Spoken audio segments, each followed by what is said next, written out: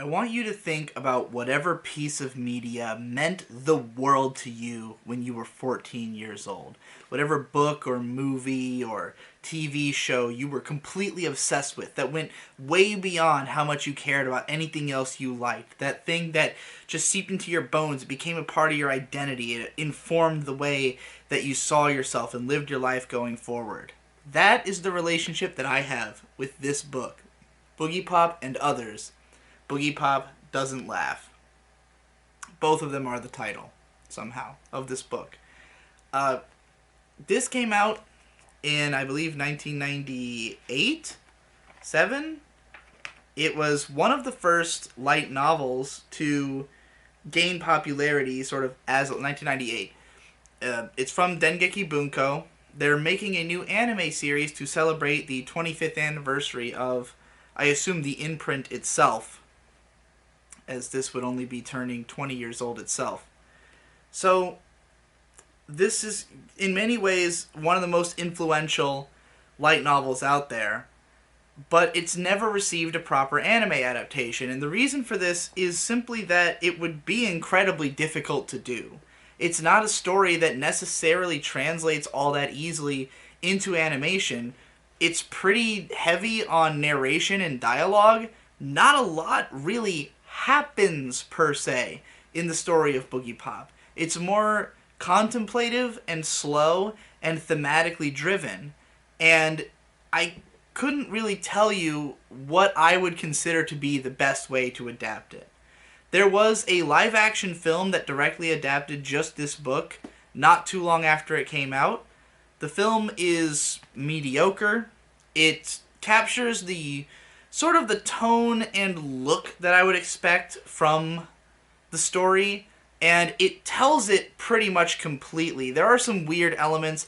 There's a couple of things that are missing, and more importantly, they weirdly swapped around two of the characters' designs. It's very strange.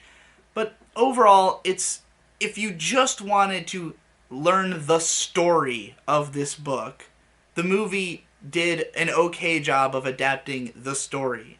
But the story is not by any stretch the most interesting thing about this book, nor does it seem intended to be. Right in the opening, one of the narrators tells you that it is a simple and straightforward story like any other.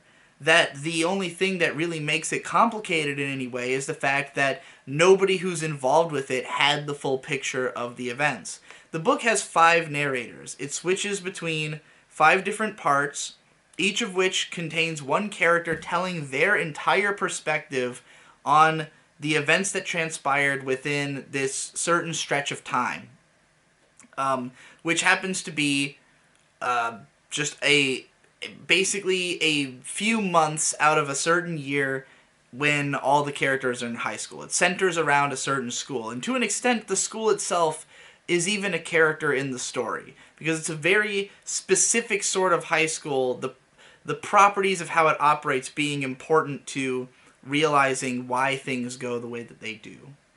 But hearing each of these characters' 5 perspectives, not very much really happens in any of their stories until the last one. It's only the 5th character, the one who has the least context for what the hell is going on, who actually gets to witness the main thrust of action actually happening, the climactic final battle of the book, which I assume will be the 3rd episode of the anime.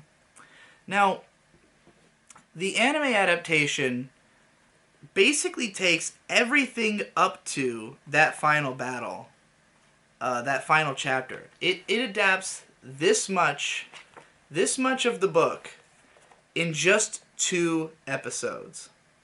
Now, I was already shocked after the first episode when they crammed the entire first part into 1 episode, but I wasn't too surprised because the first chapter is slow, and it's plotting, and it's almost all conversation, and it doesn't necessarily translate well to a visual medium.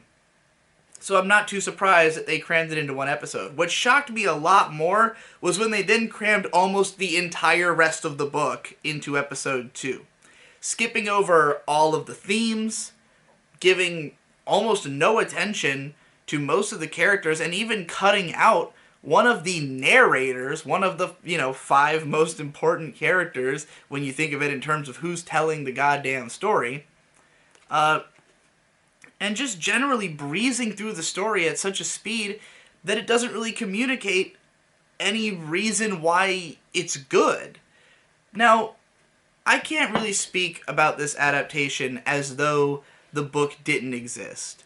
This is not a case where I can do that. The best I can give you, if you're somebody who hasn't read the book, has no interest, doesn't want to compare it to the anime at all, I watched it with my fiance. We watched the first 2 episodes. She was completely bored and uninterested. I read her the book afterwards, and she loved it. That's the best I can give you for testimonial. I can't experience that, because watching this show, all I can think about is how it compares to the book. And especially because everything that is in the anime is in the book. All of it. It's almost word for word transcribed from scenes from the book. It's just that it cherry picks its moments at almost, I won't say random. It feels as though the show is trying to only communicate the things that are absolutely necessary to understanding what's going on and being able to progress the story forward once you get past the first book. Now, granted, my relationship with Boogiepop is also different from, what it might be intended to be or what it would be for a Japanese audience, because they only ever brought 4 of these to America. They brought the first 3 and the 6th book, which is the prequel. It sort of tells the backstory that is alluded to in these books. Those are the only ones ever brought to America, so that's all I've read. I've never read any of the, 20 plus, maybe even 30 plus, light novels that exist in the series. And from what I understand, the books get significantly crazier as they go. Once you get to book 4, that's when things start getting really boogie and a bit less pop. And because of that, I could see maybe the anime just trying to barrel through the early books in order to get to the more exciting stuff, in order to get to more action or more stuff that will translate better to screen. But it kind of leaves me feeling like, what in the fuck was the point? Why bother adapting Boogiepop at this late stage if you're not going to do justice to the entire story? Now again, while I've read those 4 books, it's the first one that is my favorite. This book had such a huge impact on me, partly because it is very structurally driven. The structure of the book is one of the most interesting things about it. The fact that it's told from 5 narrators' perspectives, achronologically, there's, the first story, the first episode of the anime takes place over the course of the entire book. And yet, you never really learn anything about what's really going on, because it's from the perspective of a character who doesn't know what's going on. It's just about his encounters along the way. Yet he is kind of there at the earliest point and the latest point in the story, aside from the narrator who's reminiscing about what happened from a position of 2 years later, which itself suggests things about further arcs. It's a very densely packed novel. There's a ton of details. There's lots of little things that connect all the different chapters to each other. There's a very dense web of, interplay that lets you get the full grasp on when everything happened, who was involved with whom, just how deeply interconnected it is, and the later books continue to build off of that. You will still be learning about these characters later on, and you will still be calling back to the events of this book, and characters who maybe were just mentioned by name in passing in this one will be major characters in later books in the series. So it's kind of like everything is important. You can't really leave anything out and still be able to tell the story completely. But the most disappointing thing, more than anything, is just the absence of A, the central theme of the book, and B, any of the characterization. By blistering through the plot points so quickly, there just is no time to give flavor to these characters. So, to start with, let's talk about the differences in the first book. The first part, Romantic Warrior. Now, one thing that's missing right off the bat from the anime is the musical references. Boogiepop was written by a guy who is a huge JoJo's Bizarre Adventure fan, and through JoJo got into a lot of like really old like classic rock and weird experimental music from the West, and much in the same way that the JoJo adaptation, has gone out of its way to make reference to, those things, and to like put ending themes, for instance, that are old rock music that is referenced in the characters. That should have been done with Boogiepop. Romantic Warrior is a reference to an album by the band Return to Forever, a like modal jazz band or like avant-garde jazz band. I don't really know what they're meant to be. I don't know what the genre label would be exactly, but they're from like the 70s. It's a really great album. I've of course listened. I've deep dived everything that was referenced in this book. I've listened to all that music because I was inspired by it to go check that stuff out. And it's really a shame that viewers of the anime will not even be privy to this aspect of the book at all. But, that's just a relatively minor detail. But so is the fact that Boogiepop is supposed to wear black lipstick and look really moody and dark and to never smile. Now, Boogiepop is described occasionally as having this crooked expression that's like attempting to smile but not quite accomplishing it. And it seems like the anime tried to create that face, but it just looks like Boogiepop is smiling, and he's making that face the first time he appears, which is not the case in the book. The book is called Boogiepop Doesn't Laugh. The whole point is that Boogiepop is not capable of smiling because Boogiepop is not capable of emotion. And I'll even say, Yuki Aoi is my favorite voice actress. She is playing Boogiepop. I'm not a huge fan of her performance. I don't think that she plays the Boogiepop character robotically enough. I think she plays it with a little bit more like emotion and also like a smugness. Not to say that Boogiepop isn't kind of a smug character. And maybe I could even say that this interpretation would not bother me if the characters were just more fleshed out and written as thoroughly as they are in the book. But simply what's mostly missing from this first arc is, again, the details, the fleshing out, the stuff that actually makes the characters interesting and likable. For instance, in the scene where the main guy, Tanaka, I believe is his name, is walking to school, we meet Takeda Keiji. He's on his way to school, and we meet these two girls who are friends with him. The first is a blonde girl named Kamikishiro, and all you really see of her in the anime is her just basically discussing basic plot points, kind of exposition with the main character. In the original book, we learn about how both of them have this kinship because they're both dating when they're not supposed to be. The main character guy is on the disciplinary committee in the school, and this is why he's able to get away with certain things. It's a huge part of the book's message that the members of the disciplinary committee are basically all breaking the discipline rules because of the fact that they don't actually do anything. The teachers are the only ones who actually employ any discipline, and all they ever do is lecture.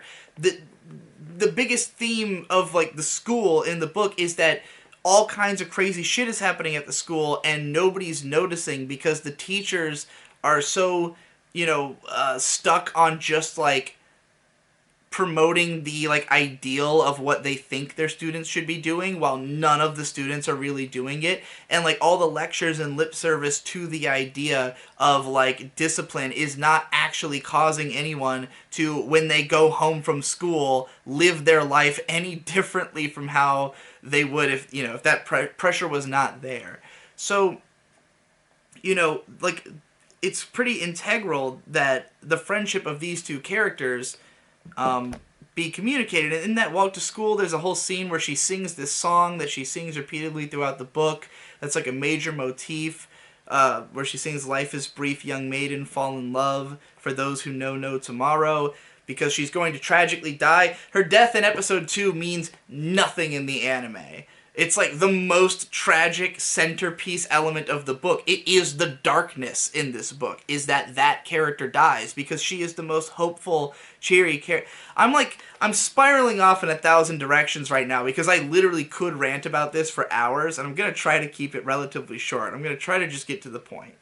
What this book is about is normalcy. What it means to be normal, what kind of relationships people have with normalcy, and how those relationships interact. What it means to try and be normal in a world that is full of abnormal things. In a world where, you know, not only is society itself fundamentally not accommodating to the structure that we give our lives to feel normal, but also that there are forces that are straight up using the concept of normalcy as how they perpetuate their evil. So, the first story, the story of Takeda Keiji, is about a guy who is a very normal person who's in the most abnormal circumstance on like a surface level of everybody at the school, because he's not planning to go to college. He has a job lined up for him at a design firm that his father like owns, or a friend of his father owns. And so he doesn't have to study for exams because he's not going to take the exams. And this makes him unrelatable to everyone else in his class. They mention the fact that he's not taking his exams in the anime, and they also have a line where Nitoki K, the pigtail girl, who is the narrator of the last part, says to him like, "Oh, you're off following your dreams, and you're distant from the rest of us." But they never explain why, and they never have the line where he, has a conversation with Boogiepop about his job as a designer, where Boogiepop praises him for the fact that he's planning to take this job, whereas his girlfriend, who Boogiepop is in the body of, had the opposite opinion. She thought it was risky of him to not go to college, whereas Boogiepop admires the fact, and like even says like, "You seem to have your feet on the ground," like the fact that he has a job lined up ahead of himself, because he sees that as more mature. But he also considers him to be a romantic, because he's pursuing something that is, is non-obvious, and that has they have a conversation about how it's basically being a craftsman. Boogiepop calls him a craftsman, and that's where they start to bond over the fact that Boogiepop like admires the job that he's doing, and can like understand where he's coming from in a way that the girlfriend whose body he's inhabiting actually doesn't. I think the biggest thing missing from this chapter in the anime is the sense of time, the sense of progression, because it takes place over the course of a significant amount of time, where he keeps having conversations with Boogiepop on the roof like every day. And like they really do become close friends. And so in the anime it kind of feels like he met him 3 or 4 choice times, and you can't really get a sense of how much time passes between there. Whereas the way it's described in the book deliberately makes it seem like this large amount of time is passing. And this is why, like, I had always imagined that the best way to do a Boogiepop adaptation would be like a set of 45-minute OVAs. And of course I know that's an unrealistic, I mean, wouldn't you want that for every goddamn light novel, But like, it just would have made the most sense to convey that sense of time, to have all the conversations, to have the scene where Takeda calls the girlfriend's house, the details about the fact that this had happened to her before, that like Boogiepop is not a new occurrence, that the idea that she had split personalities is something that she was taken to a counselor for 5 years ago. Like the whole structure of her family is missing, and all of this is going to be important because Boogiepop is, of course, the main fucking character of the franchise. So like anything to do with Boogiepop himself, or they don't even really clarify the fact that in the anime that Boogiepop is meant to be a male personality. That in spite of being in a girl's body, he is always referred to as a he. There's like he speaks differently. There's like a big deal made out of the fact that everyone thinks of Boogiepop as this beautiful boy, and like the fact that he's speaking from the mouth of this guy's girlfriend. It's like, even though he himself, the boyfriend, the main character of the first episode, is not a terribly important character to the overall narrative of Boogiepop, it's the fact that he's in a relationship with the most important character that makes his arc matter and makes all of the impressions and the conversations between them important. Now, the one thing that the anime does seem to fixate on, especially in this episode as a theme, is Boogiepop's line about how you see a person suffering and don't think to do anything. Is this what society has brought us to? And this line mostly echoes through the mind of the main character throughout this first chapter, but what's missing is this conversation that expands on it, which is the moment which truly like solidifies the relationship of the two characters and is sort of why they are friends and why they have so much admiration for each other. So he asks Boogiepop, "The first time I saw you, what did you say to that homeless guy?" And this exchange is in the anime where he says he was crying. You could clearly tell he was suffering just by looking at him, he said plainly. Here's the part that's missing. Takeda says, but, I sputtered, then sighed. The rest of us ordinary people can't understand that way of thinking. Even as I said it, I felt pathetic. You're a good man, Boogiepop suddenly said. Huh? I think I know what Miyashita Toka sees in you. Please don't say things like that with her face. When I meet her tomorrow, I won't know what to do, I said, realizing this meant I had completely accepted Boogiepop as an independent existence. Boogiepop made a strange expression. Beneath the low brim of his hat, his left eye narrowed and the right side of his mouth twisted upwards. It was a very asymmetrical expression that Toka herself would never make. Don't worry. I am me, and she is herself. Later, I wondered if that expression was a strange sort of grin, but at the time it baffled me. It was a sort of grin that seemed both sarcastic and somewhat diabolical at the same time. I never did see him smile, though. But really, it's when you get to episode 2 that things really get ridiculous. And the second part of the book is narrated by Suema, the girl with the braid. And, like, the early part of episode 2 works fine as a truncated version of what happens in the book. The conversation between her and the other girls in her class is a lot just better written in the book because it's a much longer conversation that feels more natural and has more like references to pop cultural things. It has more of like just the characters are a lot like naughtier and nastier, but not in a like edgy kind of way, just in the sense that like the girls are making jokes about how Nagi's been killing, as in one slip up and you miss your period. So like, there's just like a lot more sexual connotations in the book. There's a lot like the book is actually, it's very unafraid to talk about sex, to have characters who are sexually active.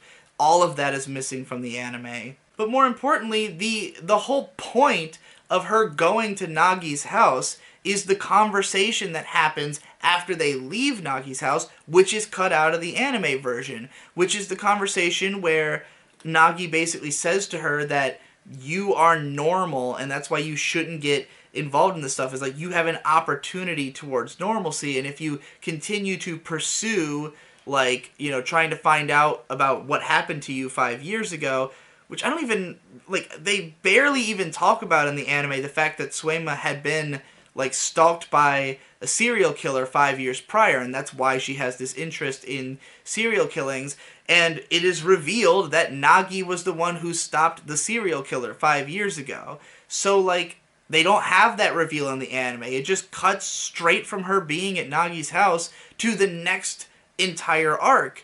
And that arc does nothing to characterize the kid who is helping the Manticore. Like, all the scenes that happen there are in the book.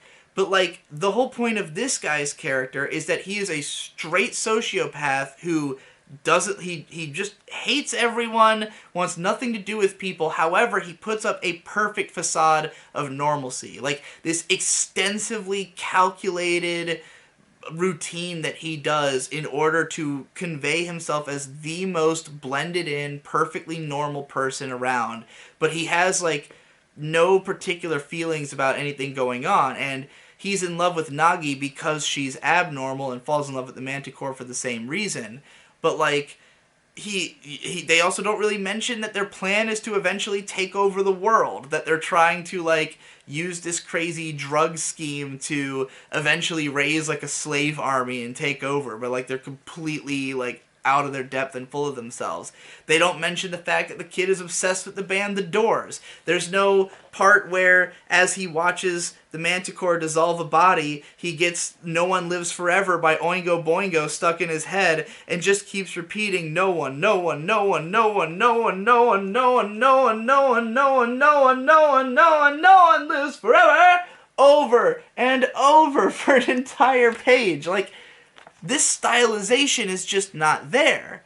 And even the original Boogiepop Phantom anime, which, for those who don't know, the original anime was a completely non-canon interquel between the first two books. So basically, the end of this book, there's an event that happens, and the original anime just sort of speculates if this event had had a rippling effect throughout the city that causes all kinds of supernatural shit to happen.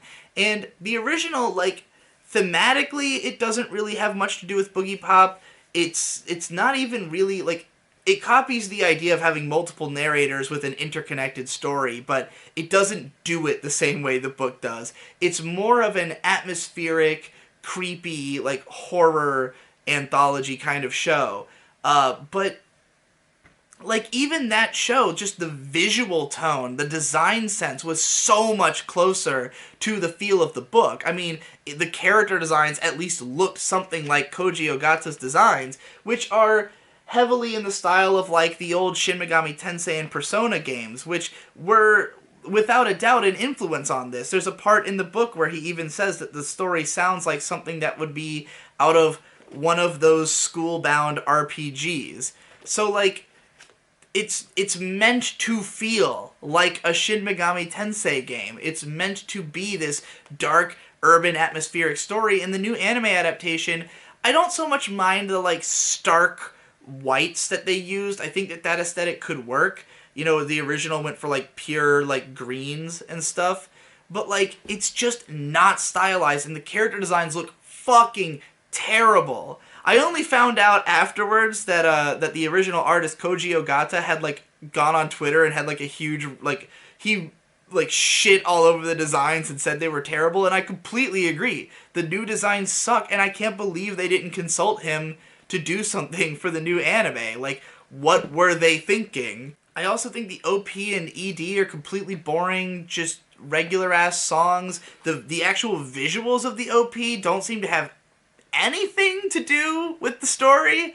And the original OP was badass. Like, the Boogiepop Phantom one was awesome. And, like, the one thing I can give this new show is that the music is pretty good. However, the book itself had a soundtrack made by Yuki Kajiura, my favorite soundtrack composer, which is one of my favorite soundtracks. And also, Boogiepop Phantom has one of the most interesting eclectic OSTs of all time. It is a phenomenal soundtrack. This one will definitely not stick in my mind as well as either of those. So, even the thing I can compliment the production for the most, I can't say it compares to the others, and just the sheer amount of what was left on the cutting room floor here. As far as I can tell, I think they're going to skip Part 4 in its entirety. Part 4 has a narrator who, again, he's taking the approach of it's 2 years later and he's reminiscing. He's one of the guys who was dating the blonde-haired girl who died in episode 2, completely unceremoniously. This whole chapter is dedicated to characterizing her from the perspective of others. And she is the heart and soul of the book. She's this girl who's sort of flighty and obsessed with love. She's always falling in love at the drop of a hat, and she's dating a whole bunch of different guys, and, like, she's in and out of school. She's, like, got home problems and stuff. Basically, in this book, where everyone has different relationships with normalcy, she's the only one who seems to operate just entirely on her own whim. There is no real consideration for what society has built as what you're meant to do. She just is completely driven by her emotions and just does what she wants. And this is why she relates to this guy, um, who's the narrator of the chapter, because Akio, is he's just like a playboy, kind of he's not like a bad student, but not a good one. He's breaking the rules, but not flagrantly. He's he ends up going to college like a regular ass guy, because of the fact that he basically pulls a huge stunt and burns all his social connections after her disappearance. But like, to go through what each character's sort of relationship with normalcy is, you've got, again, the main character of the first arc, whose thing is that he would just be a normal guy, except for, like, in any context other than high school, where the fact that he is not planning to cram and go to college puts him, like, just makes him feel completely othered by everyone else in his grade. Then you've got Suema, who, like, because of the fact that someone tried to kill her when she was young, she's obsessed with abnormal psychology. And, like, she comes off as somebody who, like, she's managed to fit in well enough. She can, like, sit around in class, but, like, everybody kind of looks at her as, like, the weird girl because she's kind of bookish. And she sees herself as, like, already too far from normalcy to completely relate to it. But Nagi, who comes from, like, a truly weird background, has completely foregone normalcy. She's like the most normies-re character in fiction. She's like, she literally is only seen as a delinquent because of the fact that she deliberately gets herself suspended so that she can go do, like, superhero shit. And she's also a super genius, so she's able to pass in school because she just will study everything and keep her grades up so that she can continue to operate within the school and do her thing. But she has no interest in normalcy, no interest in keeping up appearances, doesn't care about her permanent record, because she's kind of literally Batman. She has, like, a lot of money and means and can just spend all her time fighting crime, basically. So there's no restriction on her to live the kind of life that other people do, and that's the point. That's what her dialogue with Suema is all about, is that she's trying to tell her, like, don't become obsessed with abnormal psychology. Go back while you still can so you don't end up like me. And of course this advice backfires, and as the books go on, Suema increasingly becomes, obsessed with the abnormal and with Nagi herself. I'm trying to find, there's a line that was missing from the anime that is, like, the most crucial one. It really felt like every chapter, whatever line I considered the most crucial was the one that wasn't there. Here we go. When she finds out that Nagi's dad is the author, which, by the way, in the book there is no scene of her comically carrying around every single Kirima Seiichi book on her. She just names them all in her own head. But the conversation, when she's surprised that it is Kirima's dad, she says, it never occurred to me. I wonder why not. Even as I asked, I knew the answer. I had unconsciously convinced myself that Kirima Seiichi or any other writer was hardly likely to live near me. Perhaps I wanted the people that I admired so much to live in some higher realm of existence than I did. So you see how it's like she can't imagine that, something she's heard of, something famous, is just around the block. That it's just in her hometown. That because we want to believe that for something to be abnormal, it must be in a whole different world, because otherwise, what's our excuse? How come you are not a famous writer? How come you are just going along with whatever is normal if it could be anyone from anywhere? And the reality is that being abnormal is not that different. Like, you still are a functional human in society if you are even able to, like, if you are able to even communicate well and be intelligent, you have to have some grounding as a person. You can't just be made up of fucking, fairy dreams. It's like there's always psychological reasons for why a person becomes the person they are, and Nagi's arc, again, is about that. The reason they go to her house and her house is super normal, in contrast with the legendary persona that she has, is that, even a person as crazy as Nagi has to go home and live a life. You know, she has to have somewhere to sleep, and like she's not using magic. Everyone thinks that she's a witch. They call her the Fire Witch, which is a King Crimson reference, by the way. To summon back the Fire Witch to the court of the Crimson King. Should have been the ED. Just saying. Should be her theme song. Should play every time she comes on screen. That's the Digibro adaptation of that story. Like, here I was, just some normal girl from a typical middle-class nuclear family, and I'm sitting here listening to the Fire Witch herself talking about her atypical life. Her whole situation just felt sort of unreal to me. It's no wonder that she acts the way she does. She'd hardly even been brought up in anything close to a proper environment. Like, you know, these are not subtle themes. This is what the book's about. It's just not there. So then you get to the third guy, and the guy who's helping the Manticore, and the whole point with him is that he's putting up a facade of normalcy while being the least normal. And ironically, the biggest mistake that Kirima Nagi makes is that she continually blows him off because she thinks he's just some normal guy. She never suspects him of anything. She never even tries because she keeps telling him, oh, you're normal, you just stay out of this. Not realizing that, you know, it's not always obvious who are the crazy people. Just because she's got this theatrical presentation of herself and thinks she's so smart, he skates right under her radar and ends up committing all these heinous acts and killing her best friend, ultimately. So, you know, that's part of the tragic irony of this whole thing. So then you got part 4, and, you know, again, this is a guy who is not necessarily trying to be abnormal. He's just kind of living by his own whim, but he's not so, like, he's just not so whimsical, you know, like he's living by his own impression of what he wants to do, but ultimately he's trying to keep friction to a minimum and just kind of skate by, as compared to Kamikishiro, who he has this tryst with detailed throughout the chapter, who, because she throws herself with open arms at the world, you know, she is bound to get hurt. Like, it's not...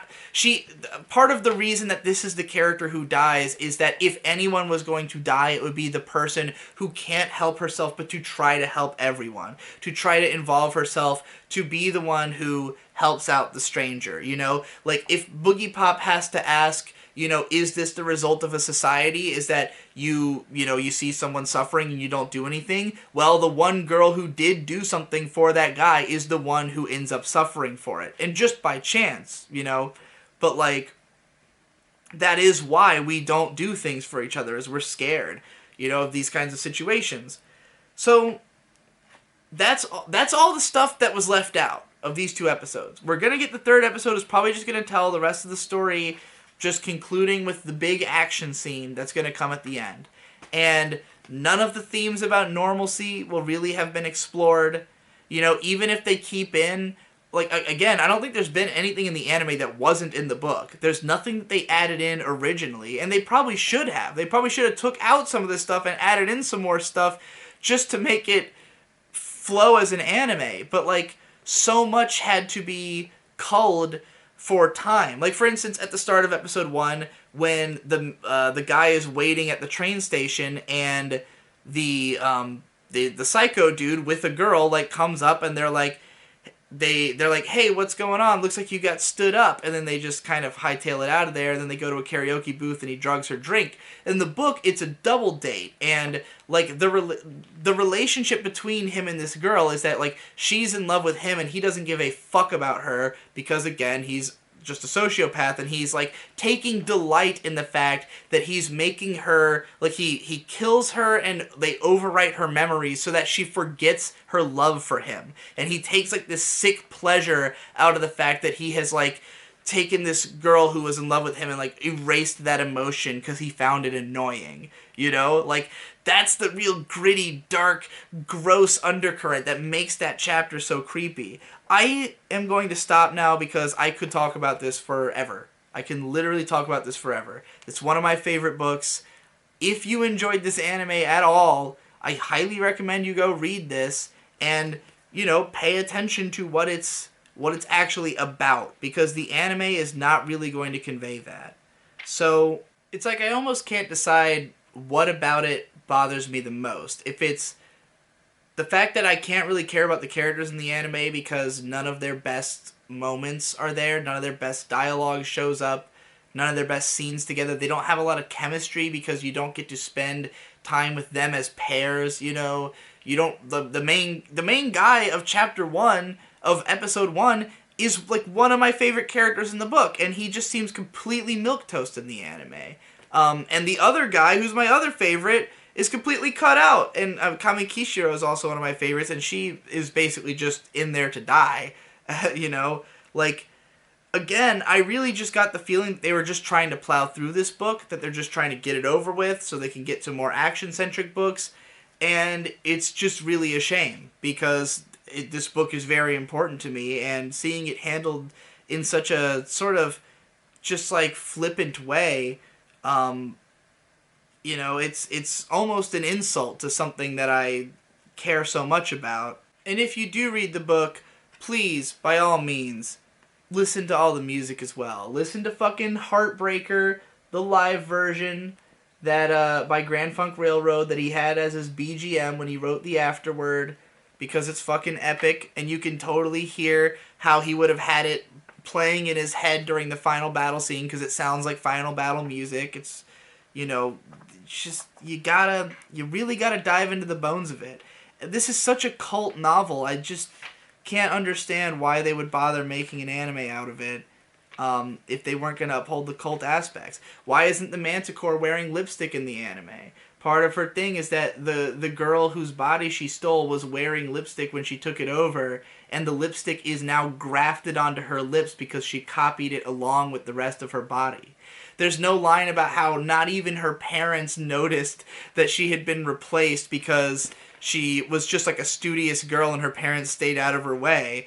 Like, the commentary that it makes on the whole thing is just leaden with commentary on, like, the way that Japanese society functions and how the addiction to normalcy leads to everything in this being possible. Oh, my brain is starting to fucking turn into popcorn, so that's it. Go read Boogiepop.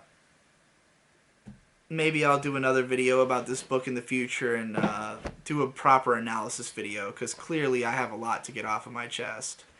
Bye!